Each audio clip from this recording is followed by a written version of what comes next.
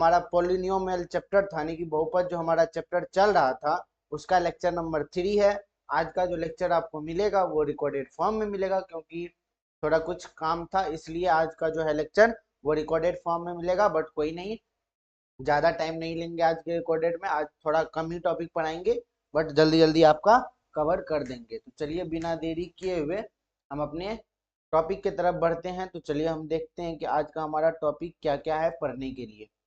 तो आज का हमारा पहला टॉपिक होगा, हमने टॉपिक लाया है साथ में, देखो दिल भी धड़क रहा है ना। तो आज का जो हमारा टॉपिक है वो है पद के अनुसार बहुपद के प्रकार। अनेक पद के अनुसार हम देखेंगे बहुपद कितने प्रकार के होते हैं, उनका परिभाषा जानेंगे, उनका एग्जाम्पल भी जानेंगे। उसके बाद घात के अनुसार बहुपद कौन कौन से हैं वो भी हम जानेंगे। फिर रेखिक बहुपद का हल कैसे है, या उस रेखिक बहुपद हम किसे बोलते हैं वो भी देखेंगे। नेक्स्ट है बहुपद का शून्यक, इसका डेफिनेशन देखेंगे, एग्जाम्पल देखेंगे और उसे अच्छे से हम समझेंगे। फिर 5 नंबर हमारा शून्य बहुपद, सेम इसका भी वही परिभाषा और एग्जाम्पल देखते जाएंगे। क्योंकि अभी हमारा थ्योरी चैप्टर चल रहा है तो थ्योरी अभी हम खत्म करेंगे, मेन जब चैप्टर हमारा स्टार्ट हो जाएगा तो फिर, लेकिन जब तक आपको बेसिक और थ्योरी क्लियर नहीं होगा तो मेन चैप्टर में आपका कुछ भी नहीं हो सकता है। तो चलिए बिना देरी किए हुए हम अपने नेक्स्ट टॉपिक की तरफ बढ़ते हैं, है ना। हाँ, तो हमारा पहला है पद के अनुसार बहुपद के प्रकार। तो पद के अनुसार बहुपद के प्रकार में हम पहले पढ़ेंगे मोनोमियल पोलिनोमियल, यानी कि एक पदी बहुपद किसे कहते हैं, इसे कैसे डिफाइन करेंगे और कैसे समझेंगे। तो हम एक पदी बहुपद उसे बोलते हैं, एक पद बहुपद वाले को हम क्या बोल सकते हैं, एक पद वाले बहुपद को ही हम एक पदी बहुपद कहते हैं। सिंपल सा परिभाषा है। तो चलिए इसका हम पहले परिभाषा लिखते हैं फिर, और इसे हम अच्छे से जानते हैं, ठीक है। तो हम इसका परिभाषा लिखते हैं, अच्छे से लिखेंगे आज थोड़ा, है ना।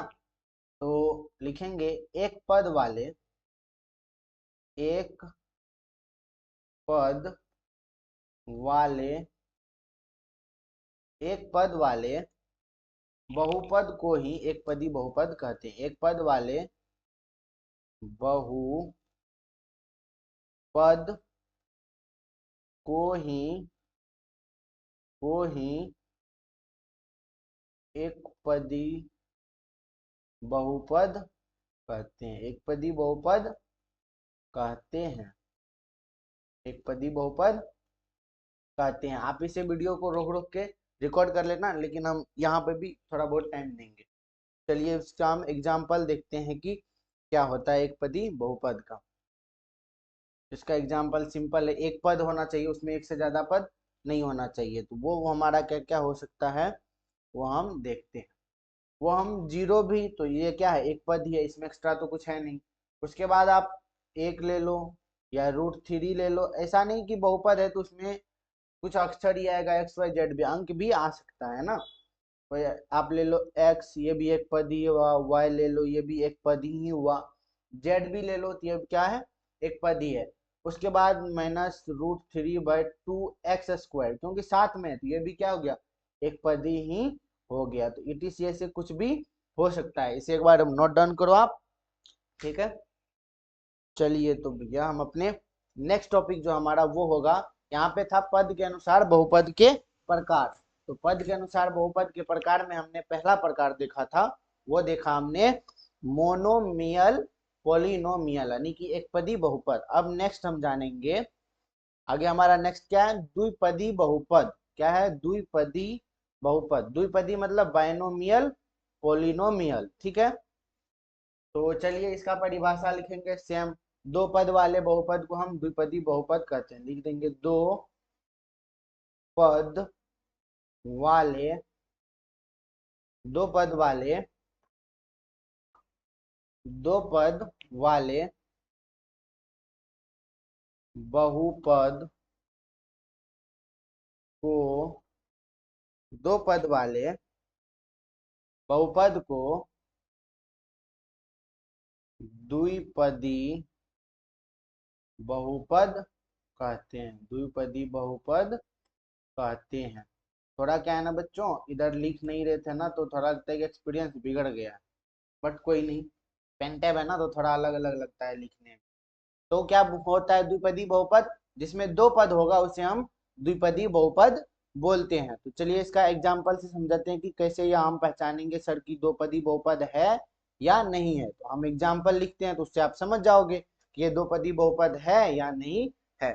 ठीक है, तो चलिए इसका एग्जाम्पल हम देखते हैं। अगर हम x+2 लिखते हैं तो यहाँ पे क्या हुआ, एक चर एक अचर है तो दो पद हुआ, एक पद ये हुआ दूसरा पद ये हुआ। नेक्स्ट हम लिख सकते हैं 2x+5, ये एक पद हुआ और ये एक पद हुआ, तो ये भी हमारा क्या है, द्विपदी बहुपद है।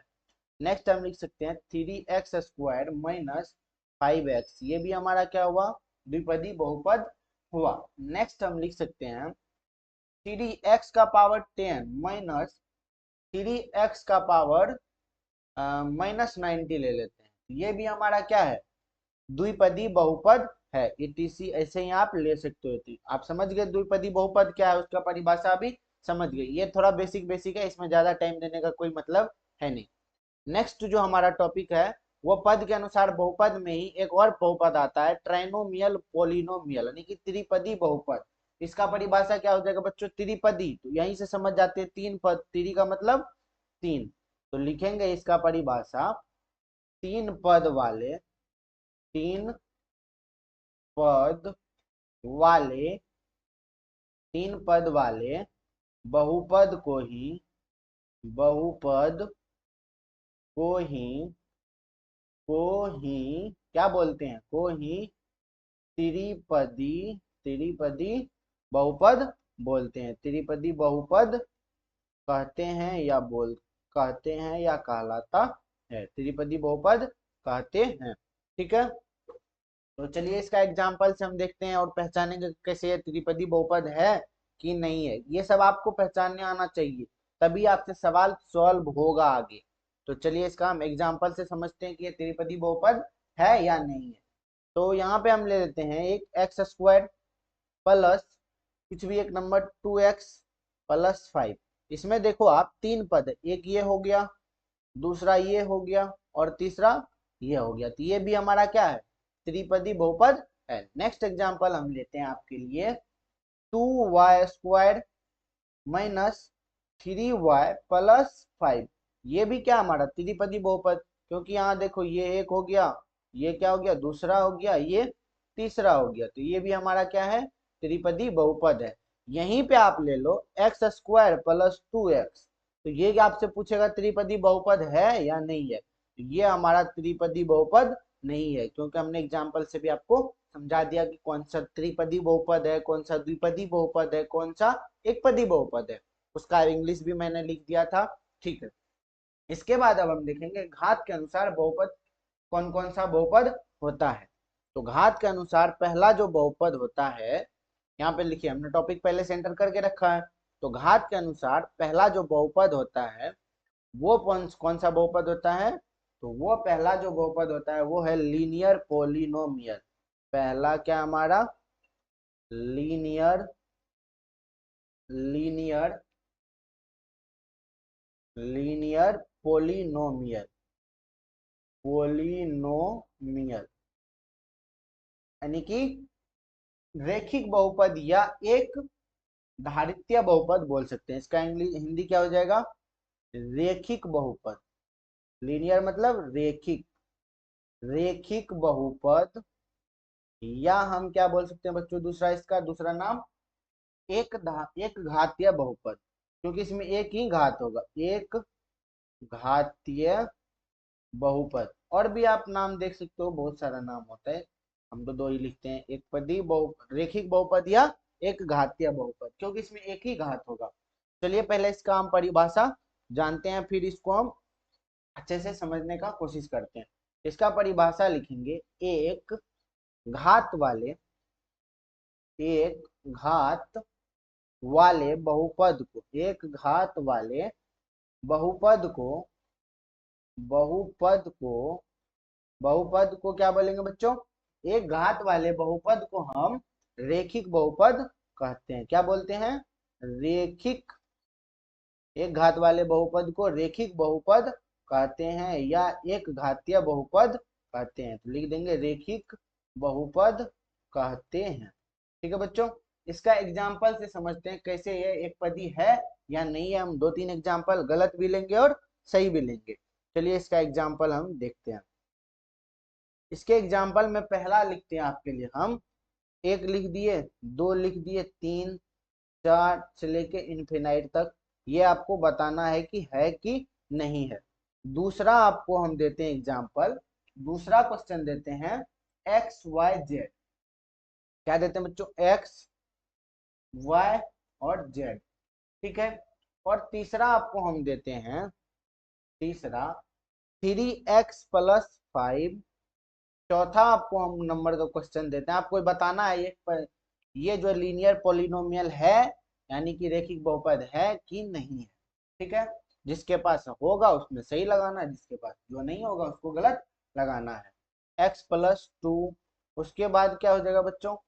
नेक्स्ट हम लिख सकते हैं x y z तो हमने लिख ही दिया था। उसके बाद हम लिख सकते हैं 2x-5। ये हमारा है कि नहीं आपको बताना है। तो इसमें देखो, एक से लेके इन्फिनाइट तक इसमें कोई घात है? कहीं कहीं कोई घात नहीं। इन्फिनाइट कितना हो सकता है? ये हमारा क्या है? गलत है। x y z, इसमें अगर आप किसी पे घात दो, अगर 0 भी रखो तो उतना ही आएगा, x⁻1 भी रखो तो उतना ही आएगा। इसका मतलब ये होगा 3x+5, एक घात, इस पे देखो एक ही है ना, तो इस ये भी हमारा क्या हो जाएगा? बहुपद होगा। x+2 में भी क्या वही है, 2x-5 ये भी वही है। एक और क्वेश्चन यहाँ देखो, एक और क्वेश्चन हम लेके आए हैं, वो है x+1/x। ये पूछेगा एक पदी बहुपद है या नहीं है। ये बोर्ड में पूछ देता है, बीबीआई रखना, ऑब्जेक्टिव के लिए याद रखना। ये भी हमारा क्या है? एक पदी बहुपद, मतलब कि रेखिक बहुपद नहीं है, मतलब लीनियर पॉलिनोमियल नहीं है। अब इसका जो है लीनियर पॉलिनोमियल का हम स्टैंडर्ड फॉर्म लिखते हैं। तो लिखेंगे यहाँ standard form of a linear polynomial. क्या लिखेंगे? लिखेंगे स्टैंडर्ड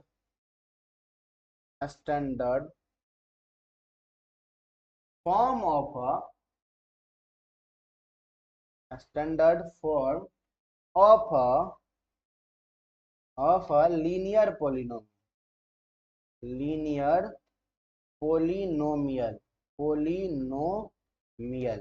ठीक है बच्चों, इसका हिंदी क्या हो जाएगा? मानक रूप या संक्षिप्त रूप। किसका? रेखिक बहुपद का मानक रूप या संक्षिप्त रूप। इसका हिंदी हो जाएगा रेखिक बहुपद का बहुपद का रेखिक बहुपद का मानक रूप या संक्षिप्त रूप, यानी कि छोटा रूप कौन सा होता है? संक्षिप्त रूप। अब बोलोगे सर आप थ्योरी पढ़ा के क्या मतलब, थ्योरी पढ़ा के हमें क्या फायदा है? तो थ्योरी पढ़ा के ये फायदा रहेगा, आपको पहचानने आएगा ये कौन सा फॉर्म में लिखा हुआ है, कैसे इसका सॉल्यूशन करना है, कौन सा एक पदी है, कौन सा बहुपदी है। ठीक है, तो चलिए इसका हम संक्षिप्त रूप लिखते हैं। इसका संक्षिप्त रूप जो होता है वो होता है बच्चों ax+b। इसका संक्षिप्त रूप क्या होता है? ax+b। इसका क्या है? ये संक्षिप्त रूप है ax+b। अब आपसे यहाँ कोई पूछ देगा कि बताओ a एंड b क्या है। आपको पूछ देगा a और b क्या है हमारा? a और b हमारा है अचर है। a और b क्या है? अचर है। ठीक है, a और b क्या है? अचर है। नेक्स्ट आपसे पूछेगा x क्या है?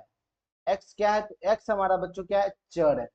फिर आपसे पूछ देगा कि इसमें 0 होना चाहिए, तो q does not equal to 0, 0 कभी भी नहीं होना चाहिए। ठीक है, तो ये आपका सारांश हो गया। ठीक है, ये भी आप याद रखना।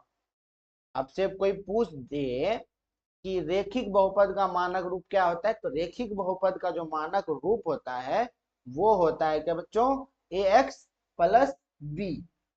ठीक है, अगर आपसे एक क्वेश्चन दे दे, यहाँ एक क्वेश्चन लिख लो, एक क्वेश्चन अगर आपको बोल दे यहाँ कोई, यदि a बराबर 0 तो क्या होगा? यदि a बराबर 0 तो, अब इस पे बैठा के निकालो आप, a बराबर 0 है तो क्या हो जाएगा? तो इसका जो सॉल्यूशन होगा, a बराबर 0 आपका वैल्यू दिया हुआ है। ठीक है, तो आपका फॉर्मूला ax+b, a का वैल्यू 0, 0 गुना x+b हो गया। तो आपका आंसर क्या आ जाएगा?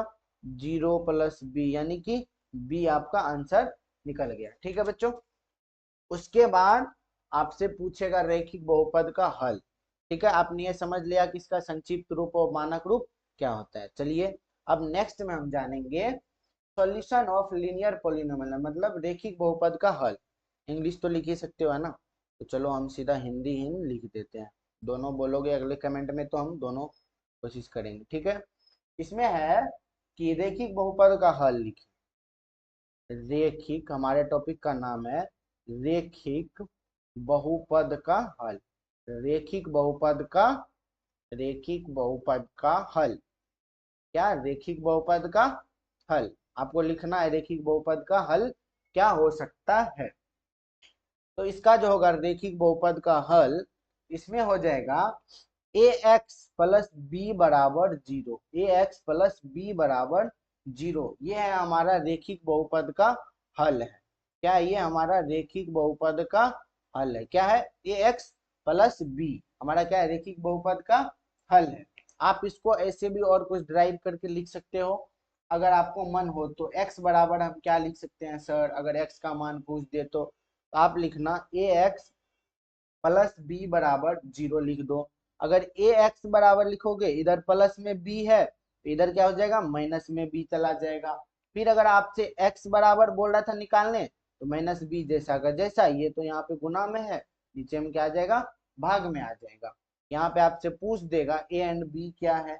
ए एंड बी क्या है, यहाँ पे ए एंड बी क्या है बच्चों, वो हमारा अचर है। ये याद रखना, ये सब अगर परीक्षा में पॉइंट वाइज लिखोगे ना, तो एग्जामिनर का नंबर काटने का कोई चांस ही नहीं बनता है। समझ गए। उसके बाद आपसे हम एक क्वेश्चन देते हैं, आगे स्लाइड में एक नया क्वेश्चन देते हैं आपको। ठीक है, क्वेश्चन आप सॉल्व करके बताओ। ठीक है, क्वेश्चन हमारा है, क्वेश्चन हम देते हैं आपको। क्वेश्चन जो है x प्लस टू का हल ज्ञात करें, आपको लिखना है।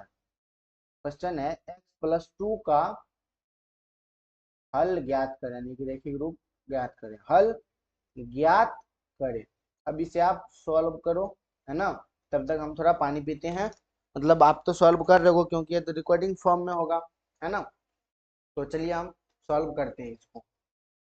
लेकिन आप लोग कमेंट में बताना, पहले सॉल्व करना, कुछ देर पॉज करके वीडियो को फिर बताना। ठीक है, इसमें हम लिख सकते हैं, क्या लिख सकते हैं बच्चों, सॉल्यूशन लिखेंगे पहले। यहाँ पे जो हमारा सॉल्यूशन करने का स्टाइल है वो हम पकड़े रहेंगे। x प्लस टू बराबर हम क्या लिख सकते हैं, जीरो, क्योंकि ए एक्स प्लस बी बराबर हमने जीरो लिखा था, ये हमारा सॉल्यूशन था, रैखिक बहुपद का हल था। अब x बराबर क्या लिख सकते हैं बच्चों, जीरो माइनस दो, यानी कि x बराबर हम क्या लिख सकते हैं, माइनस दो, हमारा क्या हो जाएगा, आंसर हो जाएगा। नेक्स्ट हम फिर एक क्वेश्चन देते हैं आपको, नेक्स्ट क्वेश्चन लिखते हैं आपके लिए। नेक्स्ट जो क्वेश्चन है वो है 2x प्लस फाइव का हल ज्ञात करें। 2x प्लस फाइव का हल ज्ञात करें, क्या करें, हल ज्ञात करें, या रैखिक बहुपद जो था उसे ज्ञात करें, हल ज्ञात करें। तो चलिए इसका भी हम सॉल्यूशन करते हैं, है ना। ये सब थ्योरी में है, तो आप थ्योरी कॉपी अलग बनाना। तो आपने यहाँ पे जाना था एक्स प्लस बी बराबर जीरो, ये हल के लिए फॉर्मूला है, तो आप सीधा यहाँ लिखना 2x प्लस फाइव बराबर जीरो। 2x बराबर, तो इधर जीरो में से 5 माइनस में जाएगा तो क्या हो जाएगा, -5। x बराबर क्या हो जाएगा, -5/2। तो ये हमारा क्या हो गया, आंसर हो गया। ठीक है, तो चलिए अब हम नेक्स्ट स्लाइड में जो जानेंगे वो जानेंगे इसका प्रॉपर्टीज, रैखिक बहुपद का क्या गुण है। तो चलिए हम पहले अपना हेडिंग लिखते हैं, क्या होगा हमारा हेडिंग, वो है, हेडिंग जो हमारा है वो है रैखिक बहुपद के गुण, क्या क्या हो सकते हैं इसके प्रॉपर्टीज। तो लिखते हैं रैखिक बहुपद के गुण, रैखिक बहुपद के गुण, यानी कि लीनियर इक्वेशन का जो और लीनियर पॉलिनोमियल का प्रॉपर्टी। तो इसका इंग्लिश लिखना जरूरी है, अगर है तो आप लिख लेना। इसका क्या हो जाएगा इंग्लिश, वो हो जाएगा प्रॉपर्टीज ऑफ लीनियर पॉलिनोमियल। तो चलिए पहला प्रॉपर्टी हम लिखते हैं इसका। ठीक है, पहला जो है इसका पहला पॉइंट, पहला जो पॉइंट है वो है यह हमेशा गुणनखंड के रूप में होता है। लिखेंगे, आपको याद रखना है किसके रूप में होता है। यह हमेशा गुणनखंड के रूप में होता है। किस में होता है? यह हमेशा गुणनखंड के रूप में होता है। यह हमेशा किस में होता है बच्चों? गुणनखंड के रूप में होता है। ठीक है। सेकेंड जो हमारा पॉइंट है वो है रेखिक बहुपद में अधिकतम पद कितना हो सकता है। आपसे कोई पूछ दे तो लिखेंगे रेखिक बहुपद में अधिकतम पद। रेखिक बहुपद में अधिकतम पद कितना हो जाएगा बच्चों? अधिकतम अधिकतम पद। अधिकतम पद कितना होगा? तो वो हो जाएगा आपका अधिकतम पद कितना हो जाएगा? तो वो हो जाएगा एक होता है। सेकेंड आपको है, आपसे कोई पूछ देगा रेखिक बहुपद में गुणनखंडों की संख्या। तीसरा है रेखिक बहुपद में, ये तो लिखा हुआ है जैसे हम, आप नीचे डैश मार के लिख सकते हो, गुणनखंड की संख्या। गुणनखंड गुणनखंड की संख्या, रेखिक बहुपद में गुणनखंड की संख्या कितनी होगी? तो चलिए वो देखते हैं। तो रेखिक बहुपद में गुणनखंड की संख्या जो होगी एक होगी। ठीक है। चौथा पॉइंट हम देखते हैं इसका। चौथा पॉइंट जो है वो है हमारा रेखिक बहुपद में शून्यकों की संख्या। रेखिक बहुपद में शून्यकों की संख्या पूछ देगा कितना होगा? शून्यकों की संख्या। तो रेखिक बहुपद में बच्चों शून्यकों की संख्या कितनी हो जाएगी? तो वो हो जाएगी एक। सब इसमें एक ही होगा क्योंकि रेखिक बहुपद है ना। तो अब नेक्स्ट जो हमारा पॉइंट है वो है रेखिक बहुपद में क्या पूछ देगा? अधिकतम पदों की संख्या कितनी हो सकती है? अधिकतम अधिकतम पदों की संख्या रेखिक बहुपद में अधिकतम पदों की संख्या कितना हो जाएगा बच्चों? वो हो जाएगा आपका दो। ये आप याद रखना, कितना हो जाएगा? दो। रेखिक बहुपद में पदों की संख्या, तो ये आप याद रखना। ठीक है। उसके बाद जो है 6 नंबर का पॉइंट है हमारा रेखिक बहुपद का आलेख या ग्राफ कैसा होता है। लिखेंगे रेखिक बहुपद का आलेख या ग्राफ कैसा होगा? तो वो होगा रेखिक बहुपद का आलेख या ग्राफ। तो वो कैसा होगा बच्चों? तो वो आप हम लिख के बताते हैं आपको कैसा होगा। रेखिक बहुपद का आलेख या ग्राफ जो होगा वो कैसा होगा? सरल रेखा जैसा होगा। कैसा होगा? सरल रेखा जैसा होगा। कैसा होगा? सरल रेखा जैसा होगा। कैसा होगा बच्चों? सरल रेखा जैसा होगा। तो चलिए हम नेक्स्ट जो है अपना टॉपिक वो भी देखते हैं। नेक्स्ट जो हमारा कैसा, हमने बता दिया कैसा होगा, सरल रेखा जैसा हमेशा होगा। ठीक है। उसके बाद जो हमारा टॉपिक आता है वो आता है बहुपद का शून्यक किसे बोलते हैं, उसका हम परिभाषा भी देखते हैं। बहुपद का शून्यक हम किसे कहते हैं। तो चलिए नेक्स्ट स्लाइड में हम जाते हैं। यहाँ पे हमारा टॉपिक, जो हमारे टॉपिक का नाम क्या है? बहुपद का शून्यक। क्या है? बहुपद का शून्यक। बहुपद का शून्यक। बहुपद का शून्यक क्या है? बहुपद का शून्यक मतलब zeros of a polynomial. English क्या हो जाएगा? जीरोज। पहले जीरो लिखो, इसमें यस लगा दो। Zeros of a polynomial. Polynomial आप बार बार बच्चों से लिखोगे या रिपीट करोगे, बोलोगे ना, तो उसका भी आपका भी याद हो जाएगा, आपको कॉन्फिडेंस भी बढ़ता रहेगा। तो चलिए इसका हम पहले डेफिनेशन जानते हैं। पहले हम डेफिनेशन आपको पढ़ के बताते हैं, फिर इस टाइम पे हम लिख देंगे। तो इसका जो डेफिनेशन हो जाएगा, जब किसी बहुपद में कोई चर का मान रखा जाता है, मतलब किसी बहुपद में चर का मान रखा जाता है, तो यदि बहुपद के मान को, अगर किसी चर में बहुपद का मान रखा जाता है, उसमें यदि बहुपद के मान को शून्य कर देता है तो वह चर का मान शून्यक कहलाता है। तो चलिए इससे पहले हम इसे लिख लेते हैं। जब किसी बहुपद में, जब किसी जब किसी बहुपद में जब किसी बहुपद में कोई चर मान कोई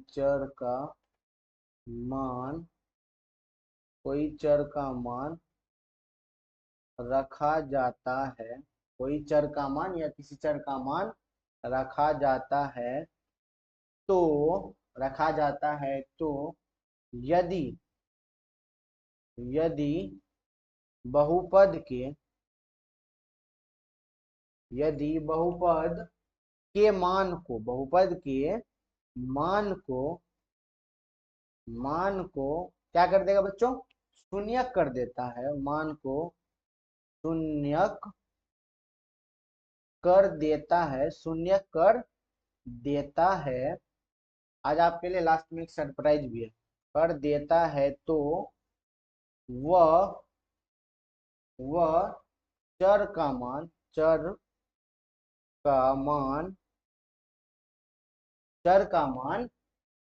शून्यक कहलाता है। चर का मान क्या कहलाता है, शून्यक कहलाता है।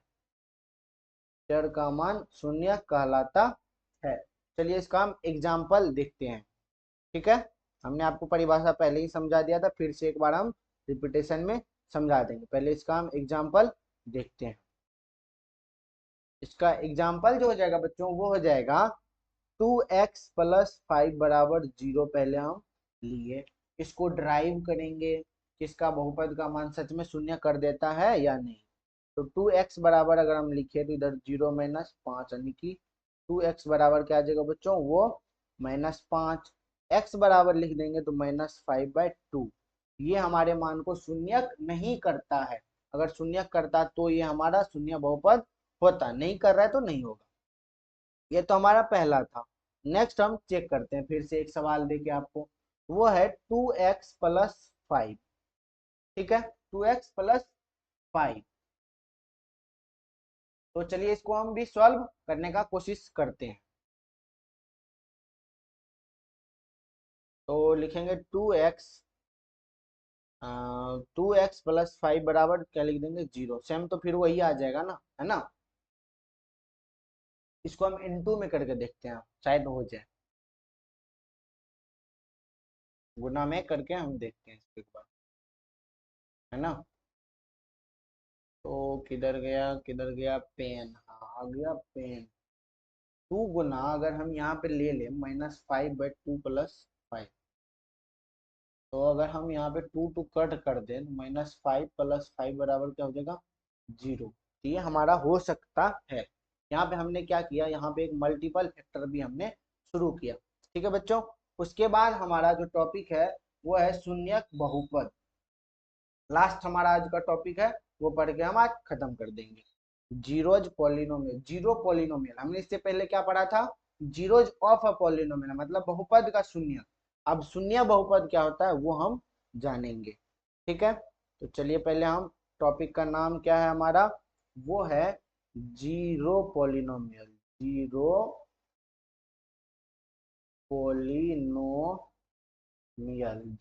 पॉलिनोमियल। ठीक है बच्चों, जीरो पॉलिनोमियल मतलब शून्यक बहुपद या सॉरी शून्य बहुपद, शून्य बहुपद। तभी से शून्यक बहुपद पढ़ रहे थे तो मेरा भी जुबान लगता है फिसलते जा रहा है ना। तो जीरो पॉलिनोमियल यानी कि शून्य बहुपद। चलिए इसका हम पहले डेफिनेशन लिखते हैं, फिर आपको समझाते हैं।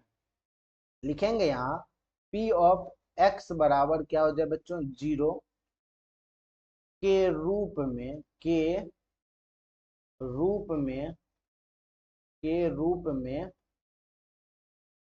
रहने के रूप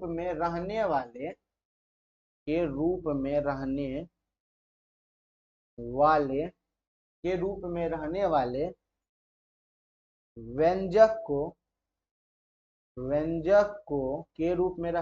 व्यंजक को शून्य बहुपद कहते हैं। क्या कहते हैं बच्चों, शून्य बहुपद कहते हैं। ठीक है, शून्य बहुपद कहते हैं। चलिए इसका हम एग्जाम्पल लेते हैं। एग्जाम्पल बता दो भैया। तो चलो भैया हम बता देते हैं आपको आपका एग्जाम्पल। आप थोड़ा वॉइस बताना, हम माइक चेंज करने की कोशिश कर रहे हैं बट आप लोग सपोर्ट ही नहीं करते हो। सपोर्ट करोगे, बैलेंस आएगा तो ही ना कर पाएंगे, है ना। तो चलिए हम लिखते हैं क्या हमारा एग्जाम्पल है। ले लेते हैं, एक जीरो ले लेते हैं, ठीक है। तो हम लिखते हैं पी ऑफ एक्स बराबर जीरो, है ना।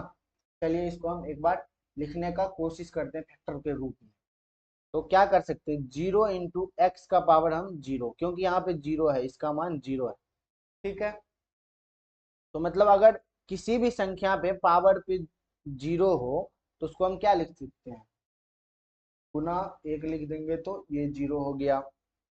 वैसे ही आप जीरो इंटू एक्स का पावर वन लिखते हैं, यहाँ से प्रूव्ड भी होता है एक्स का पावर जीरो का वैल्यू वन क्यों होता है।